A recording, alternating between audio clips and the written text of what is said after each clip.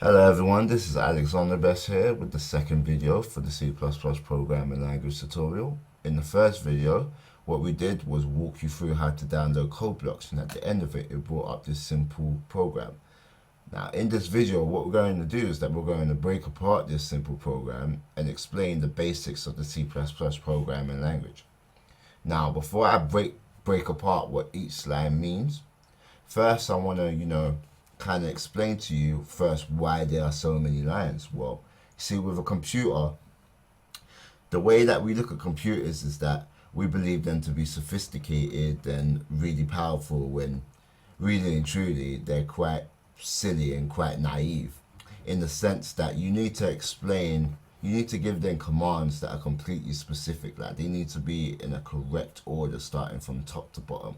Otherwise, the computer is going to completely go off course and it's only going to do maybe half of what you told it to do. Or it will do what you told it to do, but it won't completely do it in the context that you wanted it to because you didn't completely explain it. That's why there's so many lines. This little program here, this simple program, is probably the most simple program that you can make in C++. And as you can see, there's 9 lines of coding, and that's not to alienate you. That's not to scare you away. That's just to make you understand that that you need to take things in a certain order to create simple programs, to create any program in C++. In this video, this is probably the only video where I'll be throwing any type of big C++ terminology your way. So don't be scared, because this is just the basics. And if you can get through this video, then everything else will be smooth sailing, because everything else will just be a variation of the basics. So stay with me for now. Okay, so I'm going to break this down line by line. The first line, as you can see, is include IOStream.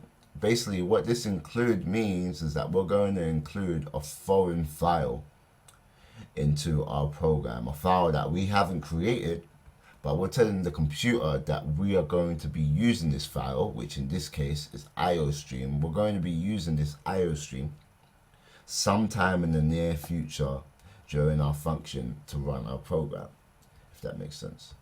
The next line is using namespace std. Basically, what this is telling the computer is that we are using a library. In this case, it is the standardized C++ library. Now, what the standardized C++ library is that it contains all the standard terminology C++ language that you would use to write code in. Some of the stuff being int, cout, return. It's just telling the computer that when it sees these familiar words, it understands them, because it can then look at the standardized library and understand what it means. Now, what we have here is probably the main part of the program. This is where the program really starts. And what this is the function. And what the function does is that it contains statements that allow the computer to run the program that we want. In this case, what the computer is going to do is print this text right here, hello world. Now, like I said before, a computer needs to know the complete order of commands. It needs to know where to start. So what a computer will do will always look for the main function. The reason why there's int here is that it's telling the computer what type of variables we are using in the program. In this case, we're using integers, which are whole numbers, which means there's no decimals in them, just like 1, 2, 3, 4, 5, completely whole numbers, integers.